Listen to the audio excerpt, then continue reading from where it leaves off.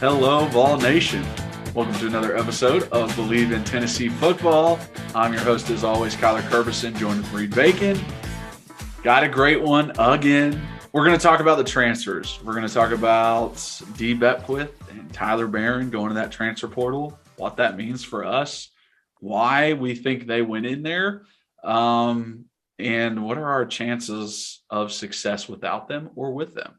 And then we are breaking down the entire first half of this season, Bowling Green all the way through South Carolina, give you our thoughts and feelings at the time, how we feel about that game, those games now, what really stood out about those games, and what it really showed us moving forward.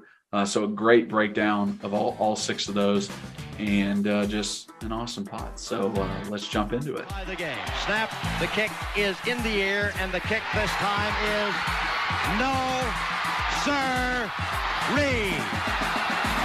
No, sir-ree. Final score, Tennessee 20, Florida 17. Pandemonium reigns. Loads up, fires long for the end zone. The pass is going to be caught by Tennessee. Tennessee wins! Caught by Tennessee, Jawan Jennings. Jennings makes the catch in the end zone on the Hail Mary. Down at the 35, to the 40, to the 45, to the 50, to the 45, to the 40, to the 35, 30, 25, 20, 15, 10, 5. What did he do? All he did was score. Joey Pitt, touchdown on play number 1. Okay, so before we jump into the podcast, got to shout out our number one sponsor, betonline.ag. You got to go there to bet on any games. Listen, football, full swing. We're getting into bowl games. We're getting into college football playoffs. It's getting a later half of the NFL, maybe some playoffs coming up. Basketball's in full swing. NBA, college basketball, now just starting up. To make all those games more exciting, you got to bet on them. Put some money down. It really gets the adrenaline going. So for stats, for odds, for spreads, everything that you need, betonline.ag is the place to go.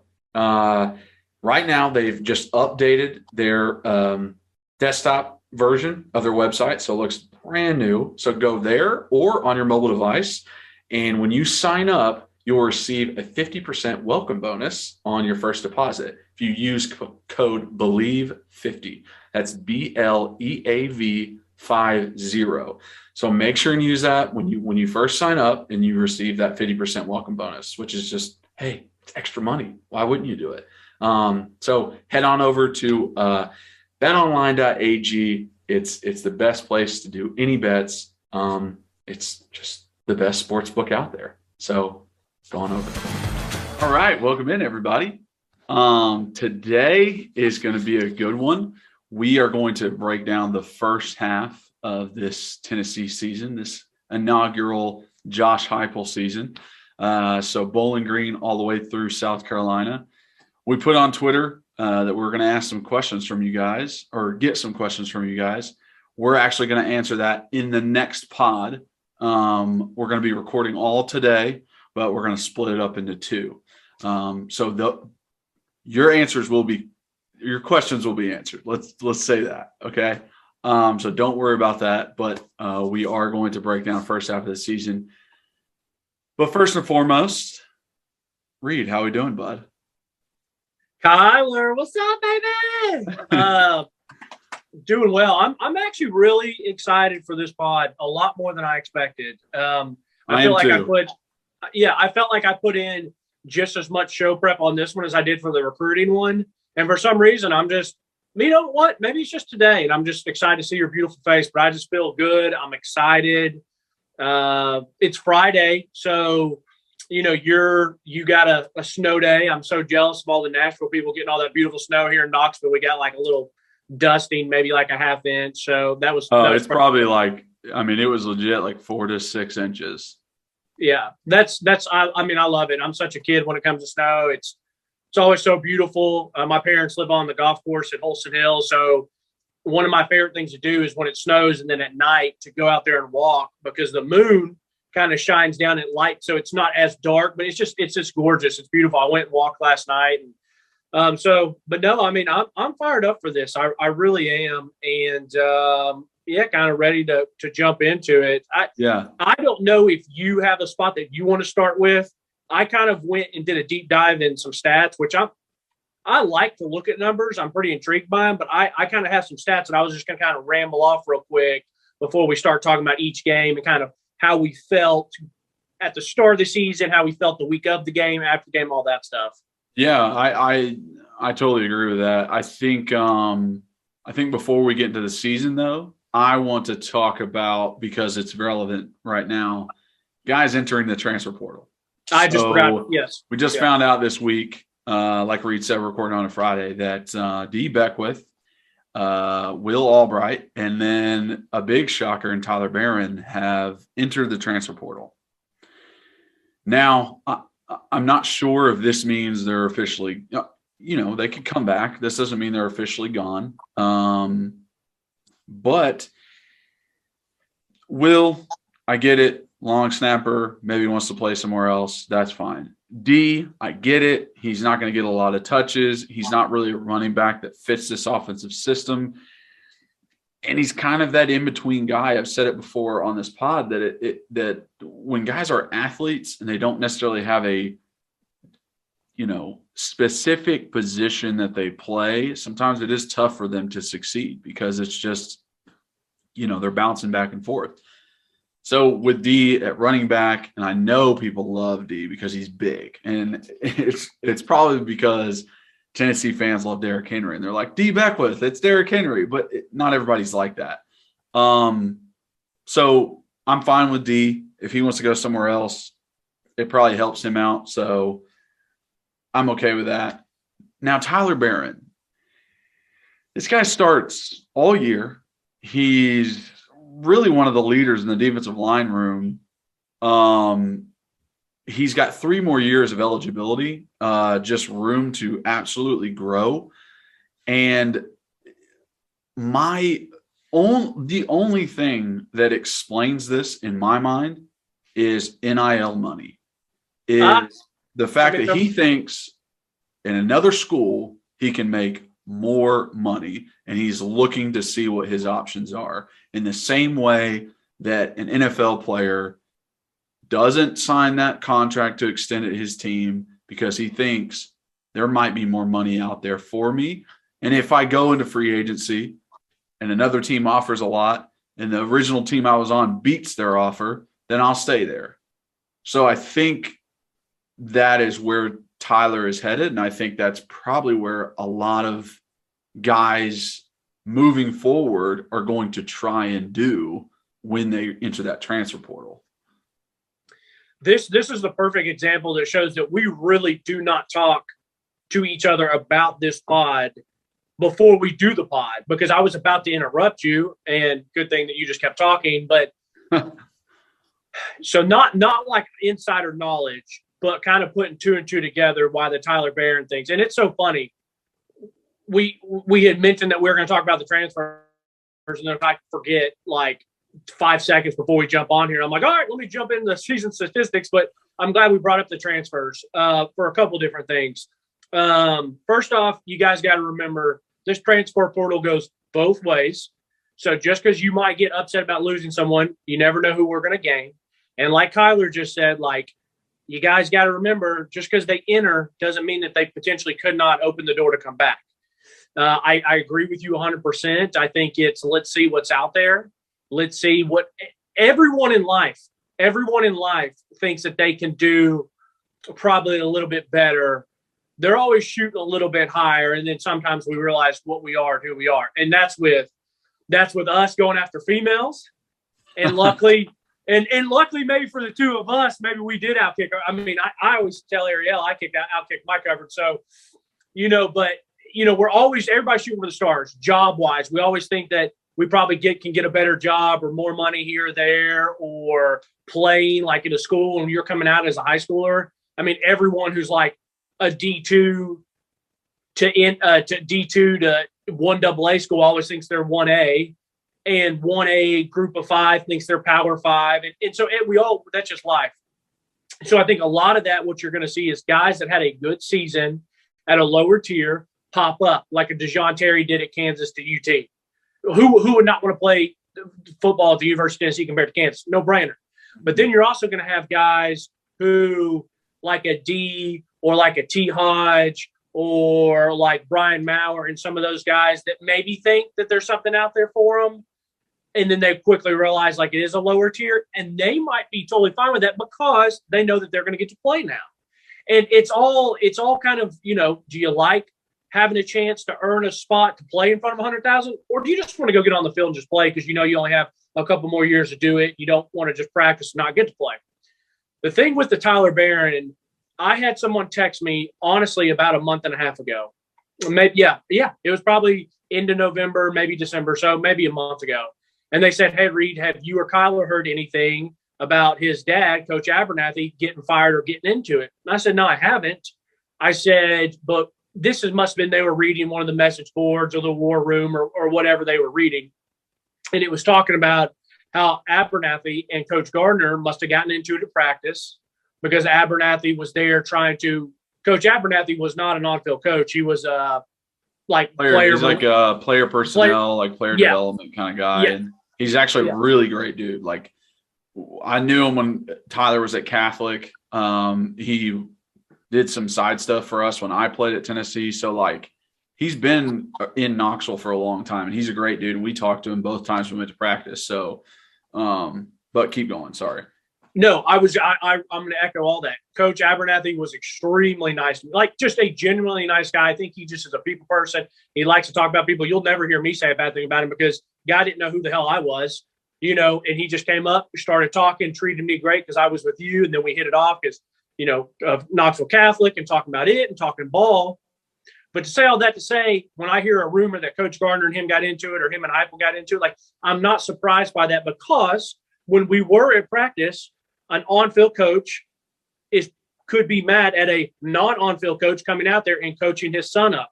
There's nothing more frustrating than when you're trying to coach or teach someone and then you have another person trying to speak, kind of undermine what you're doing. And I'm not saying Coach Abernathy was undermining what Gardner was saying, but I can say we were physically there watching one-on-ones. And anytime Tyler would go up, Coach Abernathy would stop talking, he would watch him, and then he would go try to coach his son up. And I can't imagine how frustrating that may be for a Rodney Garner. Because everything's great and dandy if you're preaching out of the same hymnal. But the second that Gardner is trying to get one of his players to do something and the father or someone else is telling him something different, it's brutal to deal with. So none of that surprised me. I can totally understand that if it was kind of hey, we get it, man. But you can't be doing this. And so they let the dad go. And then the son's like, well, F y'all, you let my dad go. And let's go try to chase some NIL money or let's get paid or whatever. All that makes total sense. Do I hate losing Tyler Barron? It kind of stinks. I'm not super bummed about it. No offense to him. I think he's fine. But I think it's more of an indictment on me than other people. I just know I'm not going to get worked up when we lose people and we don't. I don't have time for that. My emotions can't be worrying about what some 18-year-old is going to do for next year. Let Heupel and the coaching staff deal with that. They get paid enough money to worry about that. Not me as a fan. And I think it also depends on who it is that's transferring. It really felt a lot harder when Henry To'oTo'o transferred because he was seen as the only good defensive player we had at that moment. Where when Tyler transfers, it might stink. It does suck for depth. He was a good player. But, us losing Theo Jackson's a bigger deal. Us losing Matthew Butler's a bigger deal. Us losing Monte Taylor's a bigger deal.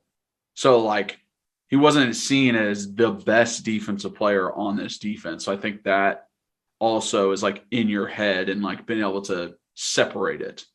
I will absolutely say that, and not to be hypocritical or whatever. But yeah, it's Tyler was a solid player. I don't necessarily think he was a difference maker. Or he wasn't going to, he did have some very nice plays, but yeah, for me, I'll be honest. So it's not hypocritical. The only time I would maybe get upset is if we're losing a quarterback or if we lost a couple offensive linemen. because I just know, like, you know how I am, like, I'm not going to get worried about a receiver or a running back or a tight end or, you know, a defensive back. Like, I feel like those are so much easier replaceable. But yeah, if you lose a quarterback, that probably stings. Or if you lose a guy, like say if we had Trey Smith and he had left, like that's a bummer because he's a very key point. But yeah, so to say if it was the fact that Coach Abernathy got fired and he wants to go, and I'm not going to say that, you know, the dad's trying to get another job somewhere because of his son. You know, because, I mean, they did start in Nashville, then they ended up at Catholic, and then they ended up at UT, and his dad had a job. So, like, you know how some of that stuff happens. And I don't know if his dad's trying to get another job somewhere else, or they're just trying to get money. Who knows? But it is what it is. I don't think fans should worry or get stressed about this portal thing, because it's going to be, unless you like riding the roller coaster, then enjoy it. But that, for me, I'll worry about the team when I see them when we go to spring practice. Yeah, I mean, it can be somewhat entertaining to the fans. I mean, they follow recruiting in the same way, where it's like a guy commits, then he decommits, or, you know, he looks like he's going to sign, then he signs somewhere else. It is very much a roller coaster to like follow that. I mean, but being a UT fan for the past 15 years has been a roller coaster anyway. So, I mean, I get it. I think that's my reason that I try not to get into recruiting so much, because the season itself and these seasons have been enough roller coaster. I'm like, I can't worry about what freaking Kyler Kerberson and Knoxville Catholic's going to do. Like, I'll just wait and cheer on the guy who's in orange. Oh, you know. Yeah. So yeah, exactly. All right. Well, let's jump into this season. Let's jump into this little recap we got, the first half of it. So I know you said you want to do stats. Is that more of like full season stats? Because I think we saved that to the very end. Okay, that's fine. Yeah, I have full season stats, and I just think it's really eye-opening. But I'm with you, my brother. We can save it to the end. So are we gonna? You want to start and talk about kind of how you felt going? Because for me, my season review started us going to spring practice, us going to fall camp, and then Bowling Green. Because there was no way for me not to be thinking of stuff after seeing those two practices. But yeah, I mean, we can definitely do that. I was thinking let's talk about Bowling Green, but I think you make a good point. When we went to both those practice, spring practice and then camp, and then watched the entire season, like, I cannot express, and I cannot even find the words to describe the absolute growth of this team from that first practice in spring to right now. Like, it is one of the most insane things I've ever seen. And it's one of the reasons why I absolutely love Josh Heupel. I didn't really get to see that with Coach Pruitt. I didn't go back and watch any practices. And I mean, that's on me. I could have at any time. So, you know, I didn't see that kind of stuff. But now that I had that opportunity and like saw spring practice and saw what he was working with, I mean, we said like, y'all, this is going to be way more than 3 years. And the unbelievable turnaround that he had, and from spring to camp, from camp to the first game, from the first game to Purdue. I mean, it just blows my mind. It really does. Like I said, like I can't put it into words how impressive that growth had been. Let me hit you with some funny stuff. Spring practice, everyone we left there, and I was laughing and joking because I you know, it's one of those things you laugh so that you don't cry, but the lack of depth and all those things, I'm like, man, in some spots we look like a D2 school, or I'm sitting there thinking like, man, I really wish we had some D2 or 1AA guys transferring in at linebacker or, you know, whatever else. But we left spring practice thinking Brian Maurer was going to be our quarterback. That's how much. The one thing I've learned over the past couple of years, and then obviously kind of revisited a season, and I love that Josh Heupel says a game in itself is so, you know, a game in itself is its own entity. And like you played, well, I can say you were around the greatest coach of all time in Bill Belichick when you spent, I guess, a month. Yeah, exactly. A month of being up there in camp with them. But like he just treats each day as its own, each practice as its own, each game as its own, and it's really true. And now I look at it as kind of each season is its own, besides each week. But we thought Brian Maurer was going to be the quarterback. Brian Maurer wasn't even on the team to start the year. Like, and I'm not saying that's an indictment on you and I. All we can do is see what we see and trust our eyes and report back, and that's what was going on. And then, we had no idea at spring practice who the playmakers on defense were going to be. Then we come to fall camp, and it's like, we felt better. We definitely felt better after fall camp, but we were still like, in spring, if someone had made me look at that team, I would have said they would have won 3 games. Then we go to fall camp, and I'm like, all right, well, they can probably win 5 or 6. But because you saw guys, like I have it written down, like we saw Juwan Mitchell. Funny thing is, like Juwan Mitchell didn't even end up playing the season, but we felt so much better going into the season because of him. And then, but like you got Juwan Mitchell, Turnage, Haddon, Deshaun Terry, Javonte, like all those guys those guys made a difference when you showed up to fall camp. But then you also saw guys who were back from injuries. Jeremy Banks was back out there. You saw Alante back out there. Like you saw some of these different guys, and I was still worried about the offensive defensive line. So that's kind of where I was. And then you go ahead with Bowling Green and kind of how you felt about it, and then I'll jump in from there.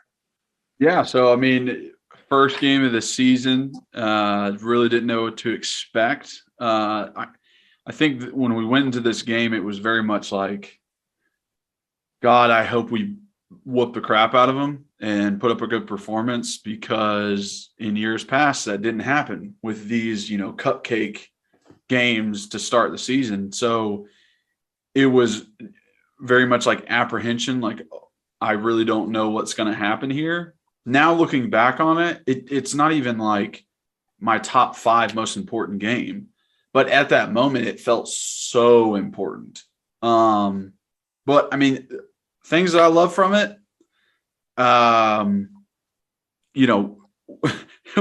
we actually had that game, like Milton was our starting quarterback, which is just kind of weird to think about it. Like he started the season out. But I mean, it was just, hey, can you beat the team that you're supposed to beat?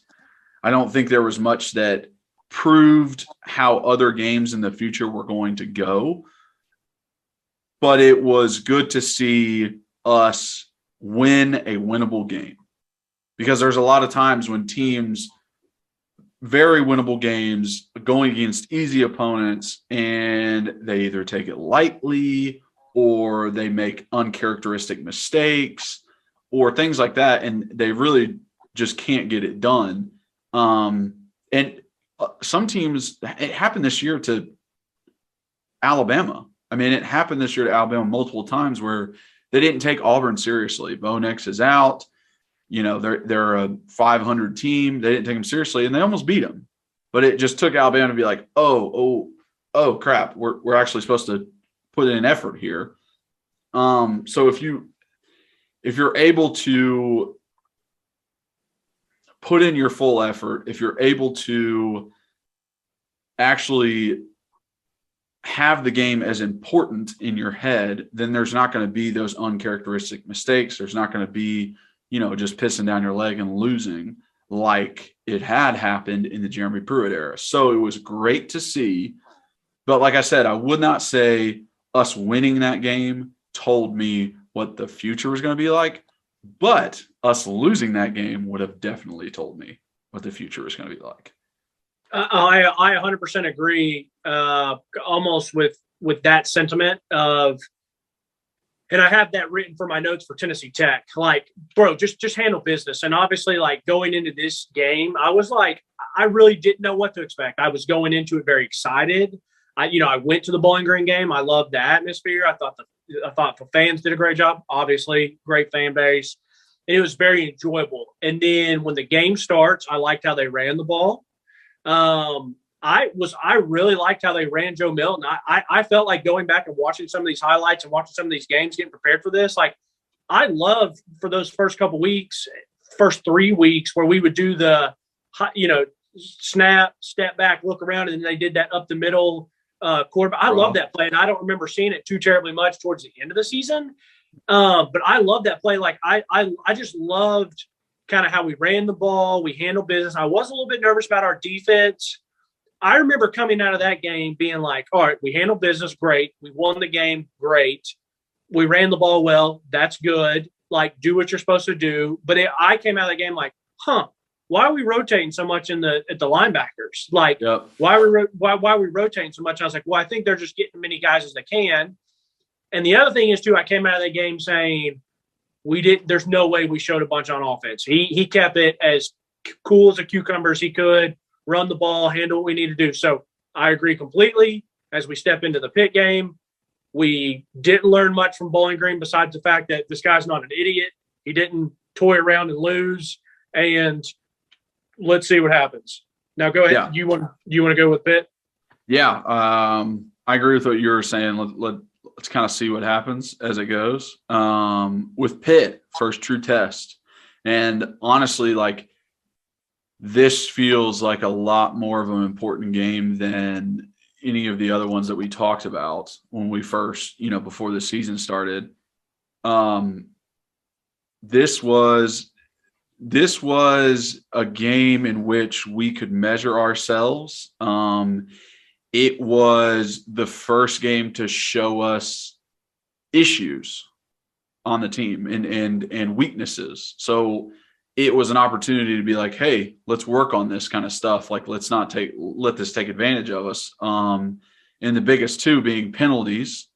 Because during this game, I had my phone up so I can look at these stats. We had 13 penalties for 134 yards. Like, it was next level penalties. And obviously, the refs have not been good all year, but some of those were on us. Like, it's not completely the refs. Like, guys are making mistakes. And then also the second quarter. Second quarter was a problem for us all year. And Pitt scored 27 points in the second quarter.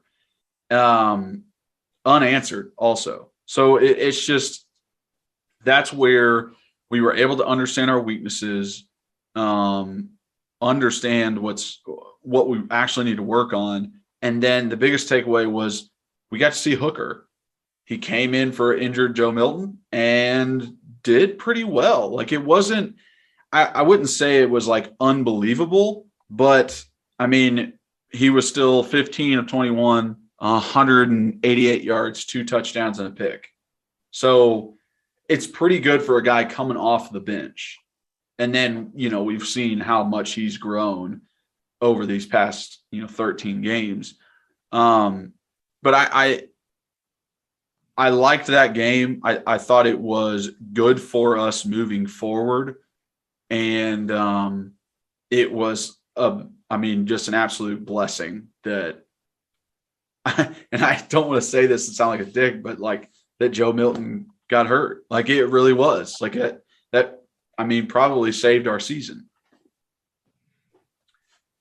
That just just saying that makes me think, like, the only thing I don't understand, I guess, maybe about Heupel was like, why did he never think Kendall was going to be better than Joe? But then I was like, well, Reed, you were at practice and you saw how Joe practiced and, things happen. So everything has a wild way of working itself out. But anyways, and we said it at the time, but, like, if this was Coach Pruitt, like, when Joe got healthy, he would have taken Hendon out. He would have put Joe back in. He would have been like, what are you doing? This guy's throwing for 3 touchdowns a game. Right. Sorry, I got sidetracked when you said that. Okay. I have a lot of things on Pitt. So Pitt was my game of the year. And I will claim stuff when I have backup for it, whether I could have told a buddy and they're like, yeah, Reed did say that, he did call that. I think, if I'm not mistaken, I tweeted from the account in, like, the first, 5 minutes, 6, 7, 8 minutes of the game. I said, we have a guy. Like, we have a dude at coach or as our head man, because it only took me the first quarter to really, I was like, this play calling, what he's doing is so much different than what we just saw a week ago at Bowling Green. I said, and it was just so refreshing. And that's why I jumped on the bandwagon so fast, so early, which I usually don't do with a coach. With a coach, it maybe takes me a little bit longer. Butch, I gave him the first year and then I was out. I'll be honest, like I did like Pruitt. I thought there were some things about him early on that I was excited about. Obviously, he failed miserable, and I was wrong. But when I watched that first quarter, not because we jumped out on him, not at all. Like I was more like impressed with some of our shortcomings. Like when we're overthrowing people, I'm like, oh my God, he just got a guy wide open. Oh my gosh, he just got a guy wide open again. Like, holy crap, we just lost 3 yards, and then he comes back and bangs him for an 18-yarder like it was cake.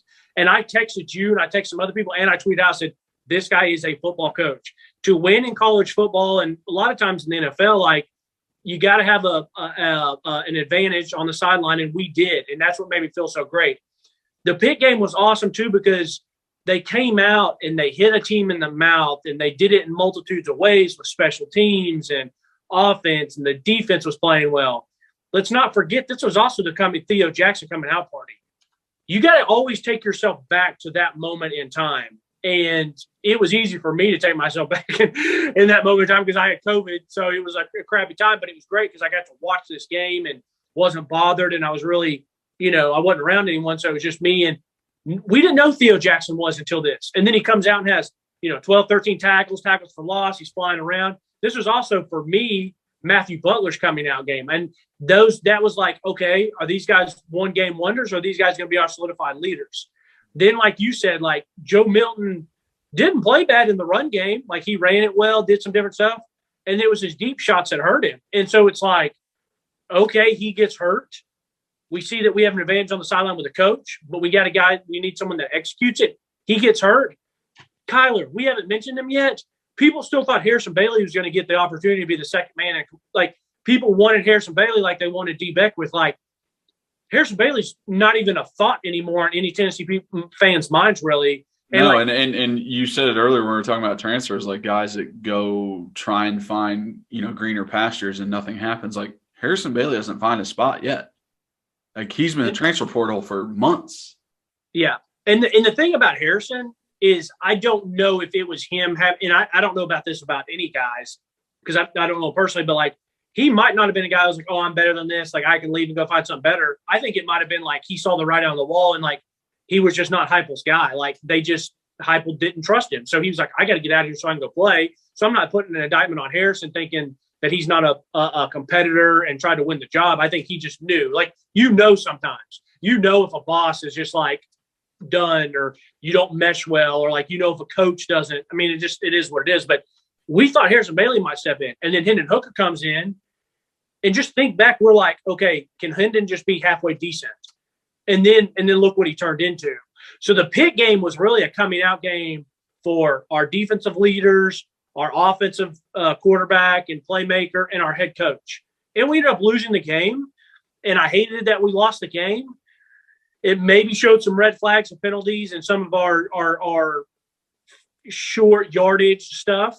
But overall for Pitt, like some of these notes, I mentioned how I thought he was an advantage on the sideline, and I loved him. I loved how creative he was with some of the running games. One of the funny things is Callaway, bro. Callaway made a big-time play in that game at receiver to really get us back in the game because Pitt had answered and taken the lead. And he caught that short screen route, and House calls it. So I'm like, dang, this boy's got some speed. Maybe he's going to be a player for us.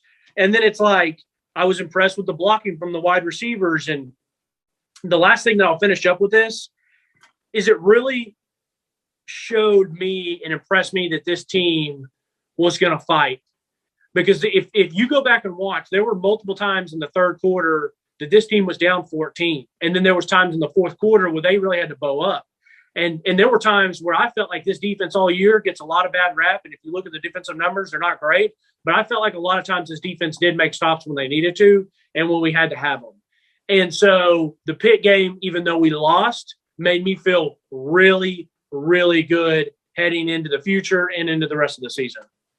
Yeah, I agree with that. And I think this was one of those games that, we ended up having a couple more games that were like this where it was the last drive, like decided the game.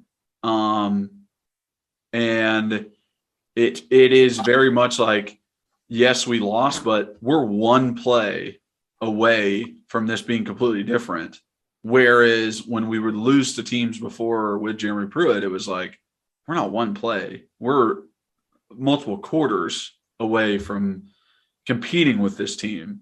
So I think that was a part that was like very good to see, because I mean, we still had a chance to score. We were scoring at will, and then Hendon throws an interception, and that pretty much that seals it. So it was definitely a good feeling after a loss, like the best feeling you could have after a loss.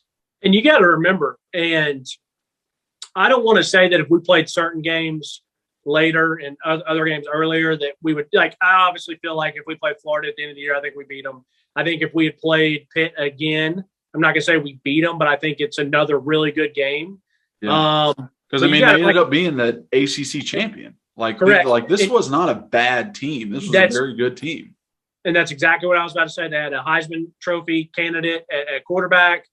They had good players all over. I mean, they had some really good players at different spots. I mean, their receiver was a very good player. And you got to remember, like, we didn't have Byron Young.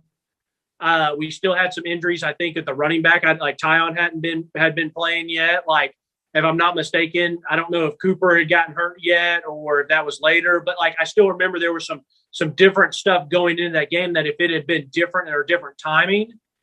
And we're not talking about, we could have beaten, a top, 25, top 18 team. Like, no, like this team was the ACC champs. This team just played in a New Year's Day Bowl. Like, this was a really good competition for us to measure ourselves against. Yeah, I mean, the biggest one is that Hendon wasn't starting. Right. Agreed. So he came in halfway. That's the biggest difference. Like, if we had Hendon for a full game versus them maybe later in the season, who knows what happens? Agreed. All right, but let's jump into Tennessee Tech. This is short and sweet for me, by the way. Yeah, short and sweet. Tennessee Tech. I mean, win the game, do what you're supposed to do. I think this was. Here's what Hendon looks like.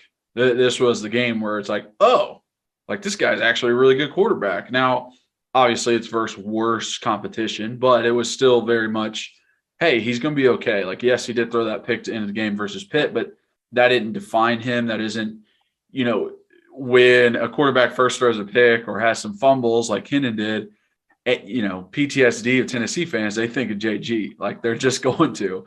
So to see him have a really good game where I think he was 15 of 18. Like, he really didn't throw the ball that much. We ran it a ton. Let's see if I'm right. No. That's a later one. But he was 17 of 25, 199 yards and 3 touchdowns. So it's like, all right, dude, like, do your thing. That's exactly what we need. So that was good to see. And then I think we shut him out. And I think this was the game where we came back from it going, where'd this defense come from? Because we didn't believe him in the spring by any means. We didn't believe in them in training camp. And then, they gave up 41 points to Pitt. And then it was like, wait, we're leading the nation in tackles for loss right now? Like, wait, we're able to get pressure in the backfield? Like, we're able to take advantage of our opportunities? Like, this defense isn't bad. Like, it can still compete with the teams that we're going to face down the road. I definitely never thought coming out of the Pitt game that the defense was bad. Like I said, I made a comment. I thought that they made and stepped up when they were supposed to. I think it did. Like you wanted to mention about our second quarter woes, I'll call them our terrible twos for our fans that have kids out there. The terrible twos was our bad second quarters. But like for Pitt, like besides showing that we're going to potentially have problem with penalties, bad second quarters, the other thing that showed talking about defense was like sometimes we have some trouble with running quarterbacks. And so I think that's one thing that was kind of a foreshadowing. But I still talk to transition to Tennessee Tech, like you're saying about the defense, like I just like the fact that they just handled business, and it wasn't like handled business and like we won 50-20. Like, no, like they went out there, they shut them out. They did what they were supposed to do. We had some picks. Like, it just go dominate like you're supposed to dominate, get your confidence, pass some stats, and let's get ready. So for me, Tennessee Tech was fine. It was like, We did what we needed to do. I do remember a little bit where I was like a little bit worried that we didn't run it maybe a little bit better. But like you said, those are those games as a player. Sometimes you're like, I just played Pitt. I got Florida next week. How the hell am I supposed to get up for, we still won by 50-0. Like, back off a little Actually, bit. 62-0. Okay. Well, 56 to nothing. Sorry. 56. Yeah. Yeah. Yeah, I completely agree. It's one of those sandwich games where it doesn't seem quite as important. So, right. That being said, it's nice to see that we won that game and we crushed them. Absolutely. All right, so we'll pop into Florida. Do you want to start this one off? Go ahead. You go ahead. Okay, so first SEC game. Very excited for this. Always tough to play in the swamp.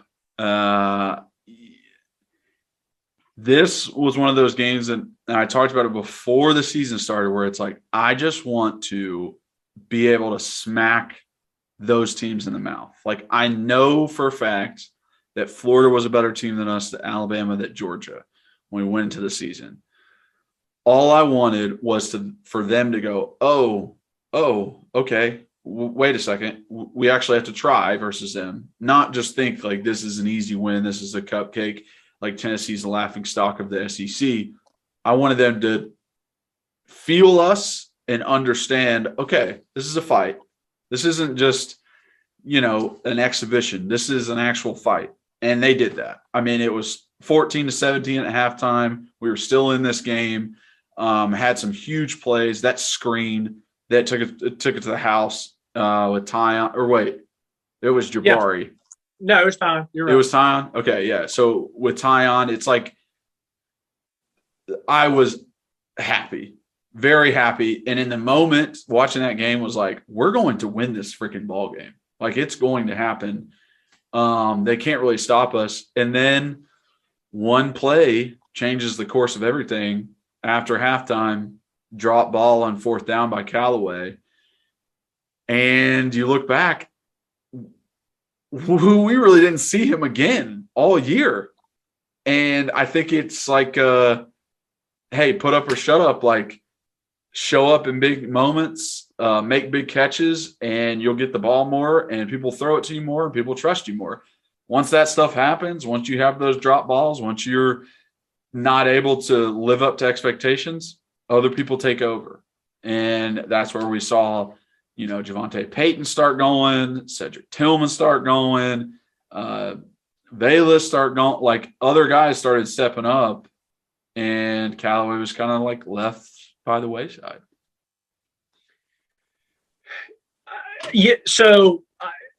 Hold on. I got about a million things going on in my head. First off, I don't want to knock Callaway in the fact that I'm happy you said it. It necessarily wasn't about his shortcomings. It was also the fact that other people took advantage of their opportunities. This was still, if you remember, we were still rotating guys a decent amount at receiver. And I do have on here, like, this was, I have in my notes, hello, Javonte. Like, this was Javonte's kind of he had that deep shot, big play from him.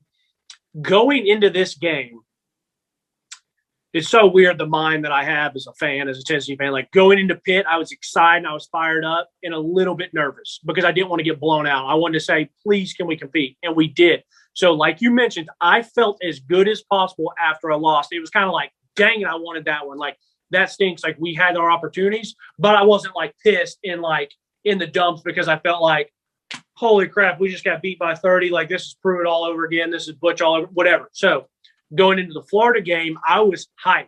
Like, I was excited. I was like, yo, like, I think it was a 17-point or 21-point. I was like, bro, like, we're going to come in, like, let's hit them in the mouth. Like, let's show them we're here to fight. Like, we might not have the depth, but let's bring it. So I was just genuinely excited for the game. Like, I want to see Heupel in a big moment. I want to see this team in a big moment. And they got me fired up. I mean, I remember being outside. I was sitting there. I had some wings that I had ordered. My dad and Ariel and my mom and I were sitting outside watching it. And Tyon gets up and busts that. And I stand up. I'm like, let's go. Like, come on now. Like, I was getting juice for that game. And so even though it happened the way it did and we lost, yes, I was still bumming. Yes, I still hate losing to Florida. But, like, I'm not one of these Tennessee fans that was like, we need to expect to win. Like, I knew we weren't going to win the game, but we brought the fight to them. And if you remember, I wanted a fourth quarter game. And I truly believe if he catches that pass, it's a one possession, fourth quarter game, and let's just see what the hell happens. So ultimately, once again, we lost, and I was bummed, but I was still very hopeful because of how this team played, because of how Heupel can call a game, how our defense made plays. Yes, we still had a problem with Emory Jones. Emory Jones, and I think honestly, it wasn't a defensive scheme this whole year that hurt us, stopping the running quarterback. I actually just think it was all a talent thing. Seriously, like I really, you know what I mean? And not to knock those guys, but when you go and watch really good defenses, they have really good players in the front seven. And that's the reason that the quarterback can't get away necessarily like he can. So, like, yes, technically we could have schemed to stop the running quarterback if we want, but then we're going to leave guys on an island on the outside, or you're going to have mismatches with some outside linebacker, Gardner, running back, or whatever. But that game, I still felt really good coming away. And unfortunately, that's the one time that I felt like one player really hurt us, because even though we had our terrible twos with a bad second quarter, we couldn't daggum snap the ball. We couldn't have an offensive line block. Hendon was getting killed. It just looked terrible. Like, we literally had 3 possessions on offense that looked like high school football. But once again, the team didn't quit. We hit our deep shot to Tillman towards the end. We kept fighting, you know, and that's what I was happy about. So once again, I was happy after a loss, as happy as you can be. Yeah, and you had said earlier about not having the depth, and I think that hurt us in this game in the second half. Just like, we wore out, like we really did. Yeah. And your point of player versus player, like our linebackers or defensive line versus Emory Jones, and being able to stop him in running, like, he's a very talented runner. I mean, he had plays where we had a guy to tackle him and he juked him out. He made him look dumb. So it's like, sometimes that's just hard to do. I mean, Derek Barnett is seen as one of the best players in, Tennessee history. Like, he broke Reggie White's sack record. And when we played Oklahoma in Neyland, Baker Mayfield was a quarterback. Derek could not take him down to save his life. And I don't know if that's a knock on Derek. It is just a great play by Baker. Like, I think he just played really well and is very slippery and is not easy to take down. And that doesn't mean Derek's a bad player. So I think that's what happened in this game with the running quarterback. And I was very much like, I'm glad we are not playing a lot of running quarterbacks. Like, I'm glad that, like, in the future, this isn't necessarily what offenses are trying to do. Like, there wasn't a bunch of teams in the SEC with Josh Dobbs as our quarterback. So it made me feel okay moving forward. But I am totally on your side, where sometimes it doesn't even really feel like a scheme thing as it is just a talent thing.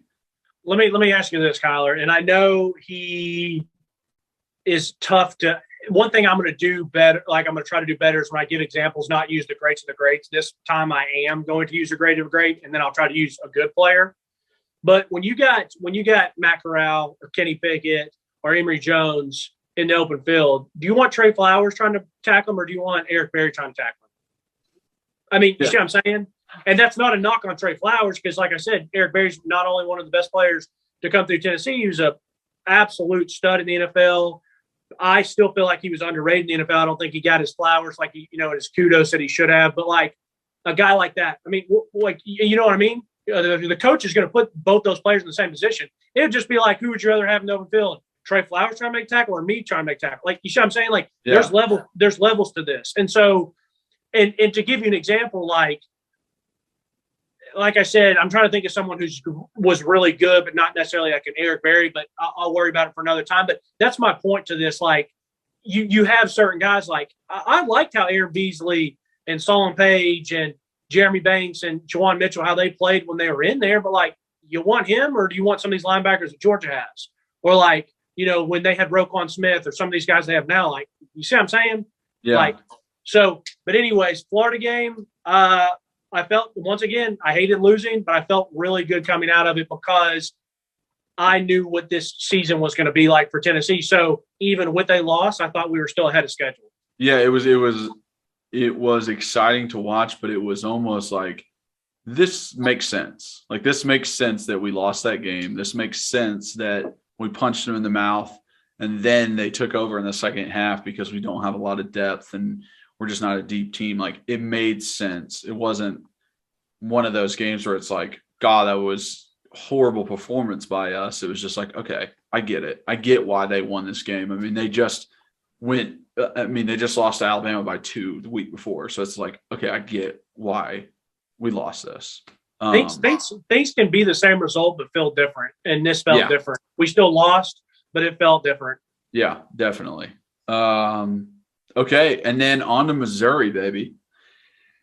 This is the coming out of Josh Heupel. This is that game where we actually got to see what is in store for this Josh Heupel coaching era and who he is as a coach, how he runs his team, and what he can actually do.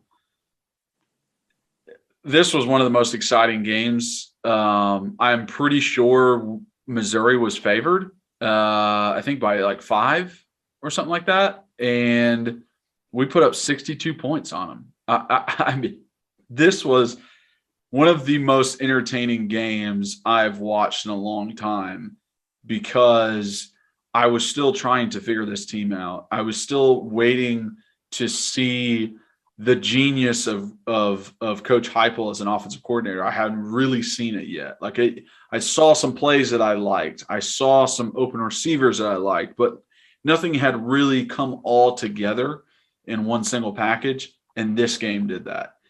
And then not just Josh Heupel, but the talent that we had. This showed that Cedric Tillman is a beast. This showed that Javonte Payton is going to be a good wide receiver for us. This showed that Tyon Evans has skill out his 92-yard touchdown. Like, this game showed that we have dudes on the team that can be successful under Josh Heupel. And it was such a great feeling to finally get that SEC win that we needed. It didn't feel like this I was not expecting. Like, this game and the way it turned out, I wasn't expecting this. And when it ended, I was surprised that we whooped them like we did. I did not think that would happen. I thought we would win, but I didn't think it would be an absolute just dog stomping. Like, oh my goodness. I couldn't agree more. And to bring some folks back to how I felt. Now think about this. We've played Bowling Green. We've played Pitt. We've played Tennessee Tech. We played Florida.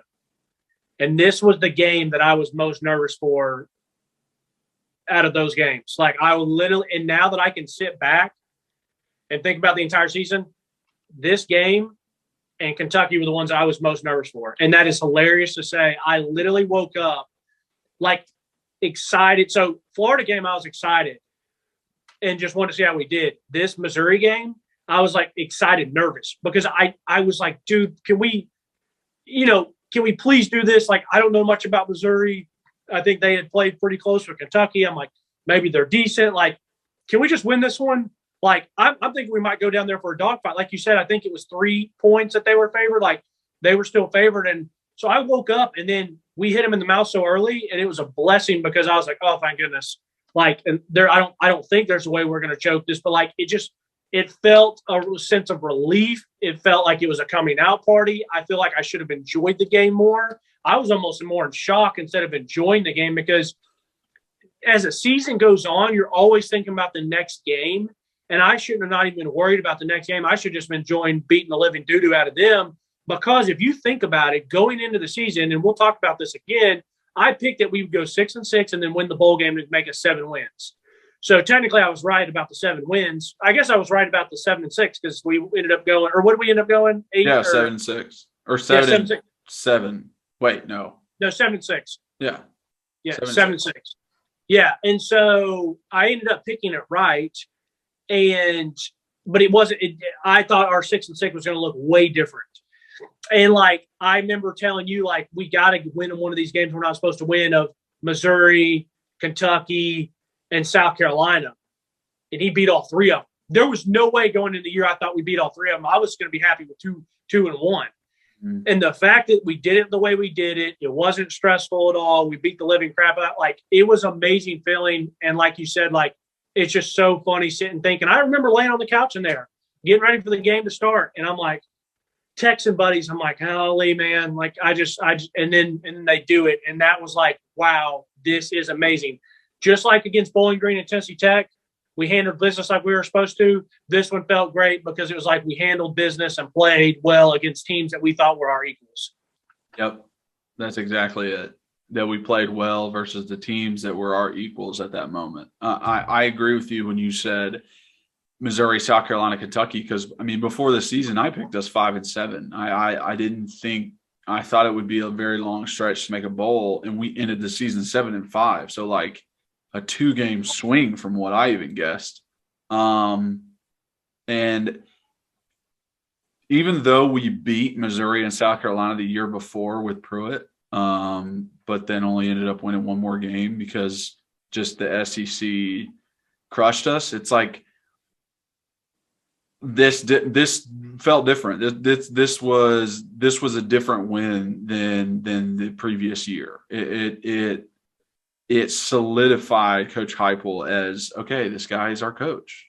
I mean, plain and simple. I think he has the capability of being a good coach. Where Bowling Green, that's not a test. Tennessee Tech, that's not a test. Pitt, it's out of conference. Florida, they're a very good team. They were ranked in the top 10. You're going to lose. So nothing was really saying, hey, this guy can be a good coach for us. Which and this game.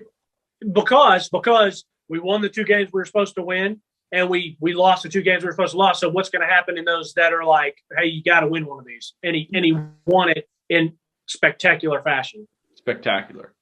I loved it. Absolutely loved it. I enjoyed every single touchdown. I couldn't – it was almost unfathomable because I think we had scored 28 in the first quarter. Like, yeah, it was – and it was just back to back to back to back to back. And, I mean, like I said, that Tyon Evans 92-yard run was like, holy crap, this is what a cool, fun offense looks like. This is what scoring looks like. Because we couldn't get halfway down the field before throwing an interception last year. I remember, so my dad always he likes to play. He's a big golfer and stuff, and he always plays on Sundays after church at 1:00 with what we jokingly call his boyfriends. And Saturday he'll try to play earlier if he can before a UT game, or if it's an early game, he might go out there later. But this game he had played and he was finishing up and he was getting back to like watch the game. So I called him. And I was like freaking out. I was like, Dad. He's like, what? I was like, it is 28 to nothing. He's like, 28 to nothing? Because, he's on like hole like 16 or 17, about to get home. He knows the game's about to start. He's like, wait, what'd you? He said, I said, Dad, it's 28 nothing already. He's like, oh my gosh, that's incredible. Well, then at halftime, he's like, we're talking on the phone because he ended up staying up there at the club and was like grabbing a drink and watching it. And we're like, cracking up. It's 35 to 10 and it's half or whatever it was. It was a blowout at halftime. And so the thing is, we put 60 on him. I really feel like if Heupel wanted to, he could have put 70 or 80 on him. That's what's crazy about it is I felt like he really – and I don't want to overshadow the defense. Like, the defense still held Missouri to, it was a pretty dominant performance as well on defense. So yeah, it was 42 to 10 at halftime. That's okay. That's what it was. Yeah. And they let them score one more touchdown in the third, one more touchdown in the fourth. So end score was 62 to 24. I swear, I think he could have put 80 on him if he wanted to. Yeah, for sure. I definitely believe that. Okay, into South Carolina, last game of the pod. Going into South Carolina, I remember saying this.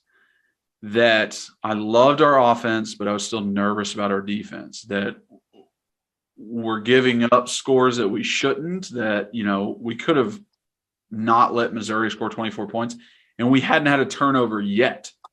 Like in the entire, we just didn't get turnovers. Yeah, we had a pick. You're saying we didn't have a lot, but we had a pick in the Missouri game. I think it was Jeremy Banks.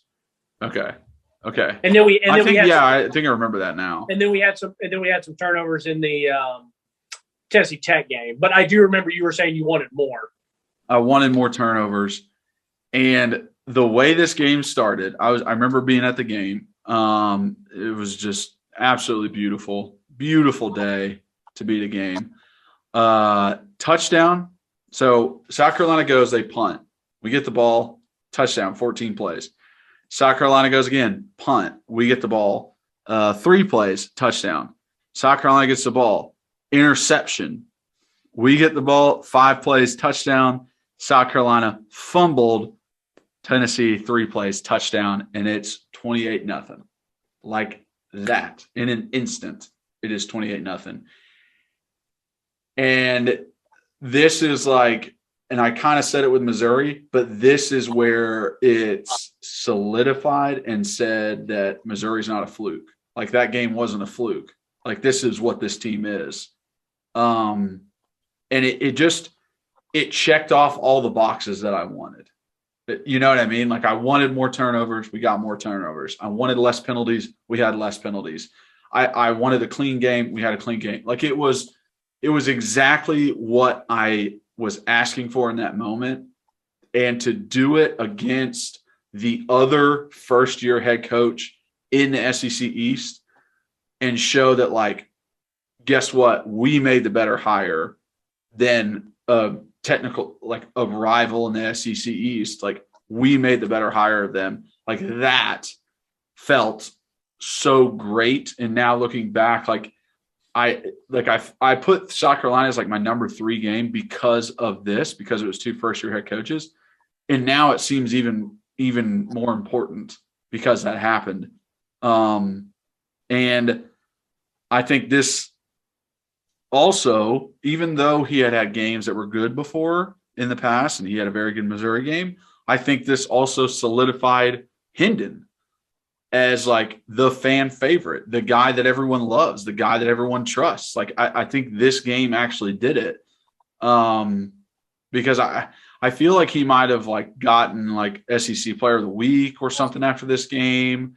But it was a big deal that we were able to win this game, because I think we were both around the same record with South Carolina at that time.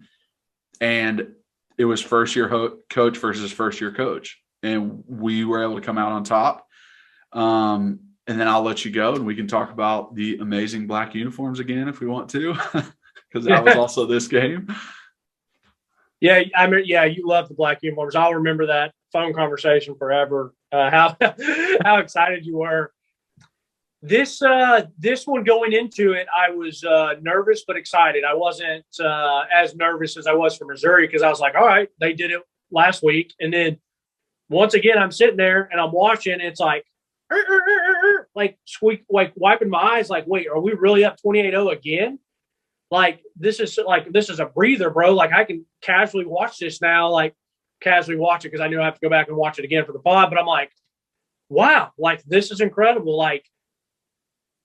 I don't really know how this feels as a Tennessee fan lately. Like this is just special. Like the way we jumped out on teams, the way we're blasting teams. Like I actually feel like we had the opportunity to do what we did to Missouri and South Carolina to Purdue. And that's the only reason I was a little frustrated with Purdue, because I felt like with the Purdue game, because we had this opportunity to jump up and Jeff Brom be looking over there at the music in the, jokingly the Adelphia Coliseum, Nissan Stadium back in the days, but look up and be like, holy moly, like we're down to 31-10 at halftime. So like going into this, it was such a relief. It was like, wow, Reed, like you just beat Missouri and South Carolina. Like you just went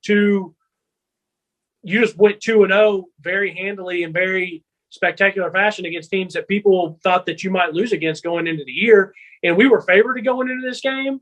But I don't think we were necessarily favored going into this game at the start of the year. We were favored in this game because we were home and we just absolutely tattooed Missouri the week before. So it was just like, wow, like this is incredible. And I'm gonna be honest with you, I actually don't think Shane Beamer's that bad of a coach. Like I think it was one of those that if we played South Carolina again, we beat them, but I don't know if we beat them like that. I think we just kind of got out of hand on them real quick, which is one of the things that's great about Heupel and his offense. Like you get one or two stops early and the other team looks up and they feel very overwhelmed. So anyways, to wrap this pod up, halfway through the season, at this point, I was very, very happy. I was very, very excited, and I was very, very surprised with how far we had come from the spring, fall to the midpoint of the season.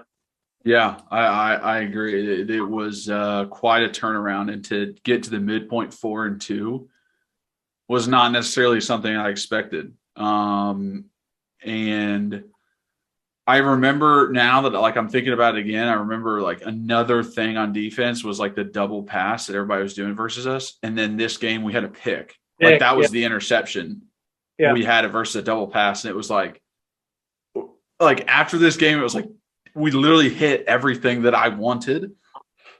And that made me feel elated, like so good about Coach Heupel and what this means for the future of this program. Like it literally checked every box this game, and I was so happy to actually be there and see it for myself. So yeah, I the first half, even though we lose to Florida in our rival, and we lose that close one to Pitt, the first half of the season was very successful. In my eyes, I would see it as a successful start to a coaching career for sure. I mean, we could have very easily been 5-1 with a win over the team that was the ACC champs. We didn't know it at the time, but I mean, we were that close, that close. So yeah, exactly.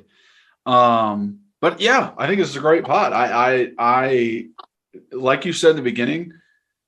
A lot of times when we go into pods and we're about to record, I'm kind of nervous because I'm thinking in my head, like, okay, how can I make this a good podcast? How can I make this entertaining?